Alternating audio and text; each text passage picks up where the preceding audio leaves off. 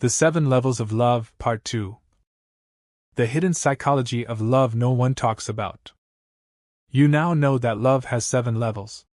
But knowing the map does not explain why so many people remain stuck on the same floor, repeating the same pain with different names. Why do some people chase distance? Why does reassurance never feel like enough for others? Why can one text message create panic, while silence feels safer than intimacy for someone else? Because relationships do not begin in the present moment.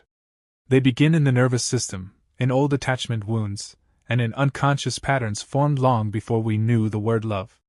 Most people think they are reacting to their partner, but often, they are reacting to memory. This is where psychology enters the story, because beneath every argument, every obsession, every fear of abandonment, and every urge to withdraw, there is a mechanism. And beneath every attraction, there is a mirror. In this video, we uncover the hidden forces shaping your love life. Attachment styles, projection, emotional triggers, identity patterns, and why the people you desire often reflect the parts of yourself you have not yet faced. Because sometimes the relationship is not breaking you, it is revealing you. Psychological mechanism. What moves a person through the 7 levels or holds them fixed within one is not willpower. It is not intention, and it is not even how much they love. It is the current architecture of their nervous system. And beneath that, the story their identity tells about what love requires of them. Neurologically, the early levels of love activate the brain's reward circuitry, the same pathways involved in any form of seeking behavior. The presence of a romantic partner floods the system with dopamine and oxytocin. The absence triggers a response nearly indistinguishable from withdrawal. This is not poetry, it is biology. And because these responses are so powerful, so consuming, so embedded in our survival architecture, the mind builds an identity around them. A story: this is what love feels like, this is what love requires, and this is what love costs. We do not just fall in love with people. We fall in love with the version of ourselves that their presence calls forward. This is where attachment activation enters the picture. At the lower levels of love, particularly levels 1 through 3, the nervous system is highly reactive to perceived changes in the quality of connection. A moment of distance, a cooler tone, and a delayed response. These small signals are processed not as information but as threats. And threat activates old strategies, the ones formed earliest, when the stakes felt existential. The anxiously attached person moves toward it. They intensify, they reach, and they over-explain. The avoidantly attached person moves away. They contain, they create space, and they rationalize the distance as independence. In both cases, the person believes they are responding to the present moment. But they are largely responding to an older emotional memory, a template formed so early it predates language. This is why the transition between levels is rarely smooth, it is rarely intellectual, and it is almost always precipitated by a rupture of some kind.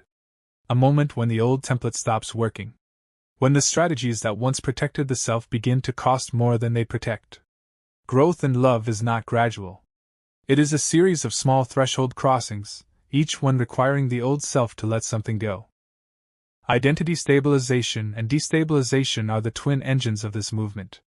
When love is asking you to grow beyond your current level, you will feel it as destabilization, a sense that something that once made sense no longer does. That the way you have been doing things is no longer adequate to what this relationship, or this person, or this depth of feeling is asking of you. And here is where projection distorts the picture most significantly. When we are being asked to move beyond a level we are not yet ready to leave, we tend to locate the problem in the other person. We say they are too much, they are not enough, they are asking for something unreasonable, or they have changed. Sometimes this is true. But often, what feels like a problem with the relationship is a pressure point within the self. A growing edge being experienced as a threat rather than an invitation. It is what Carl Jung knew about love that most people don't. Jung called this projection, the unconscious tendency to assign to another person the qualities, fears, or desires that we cannot yet consciously own in ourselves. In romantic love, projection is almost universal. We fall in love partly with what we project onto another person, and the relationship eventually becomes a mirror that asks us to reclaim what we gave away. The issue is not just the situation. It is the identity operating within it. The mirror moment. Here, the analysis pauses. This section does not explain. It asks. Because the movement between levels cannot be accelerated by understanding alone. It requires something more intimate than knowledge. It requires your willingness to look at yourself clearly. Without defense, without revision, and without the small adjustments we make to our self-image to preserve comfort. A mirror does not tell you what you want to see. It tells you what is there. When you think about the last time you felt love most intensely, what was it that you were actually receiving? Safety, recognition, or the confirmation of your own worth? Sit with that. Not to judge it but to understand it. Because what you were receiving tells you something precise about the level from which you were loving. Is there a version of yourself that appears in intimate relationships that does not appear anywhere else? Most people would answer yes. The person who becomes smaller to keep the peace. The person who becomes more certain to manage the anxiety. The person who performs warmth before they have checked whether warmth is genuinely what they feel in that moment. That version, the one that only appears in intimacy, is not a flaw. It is a window. It is the part of you that has not yet been brought into full awareness.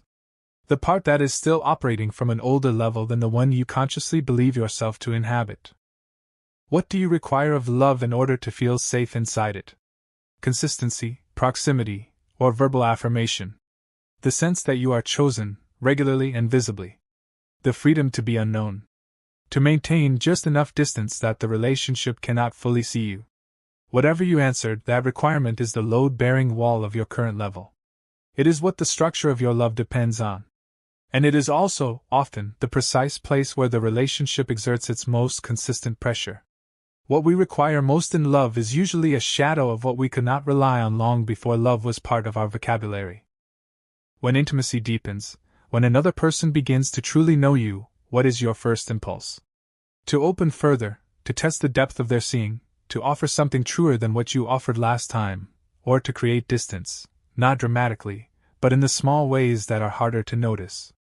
A joke at the right moment, a shift in conversation, a sudden preoccupation with something external, or a slight withdrawal dressed as independence. That impulse, whatever it is the signature of your current level's response to the threshold of the next one. Is the love you are currently living or the love you are currently longing for rooted in the present moment, or in something older? Something you needed once, from someone who could not provide it? This may be the most important question in this entire video. Because so much of what we call desire is not truly present tense. It is the continuing search for something that was missing at a foundational moment dressed in the face of someone contemporary. The person in front of you is real. But they are also, in some portion of your experience, a symbol.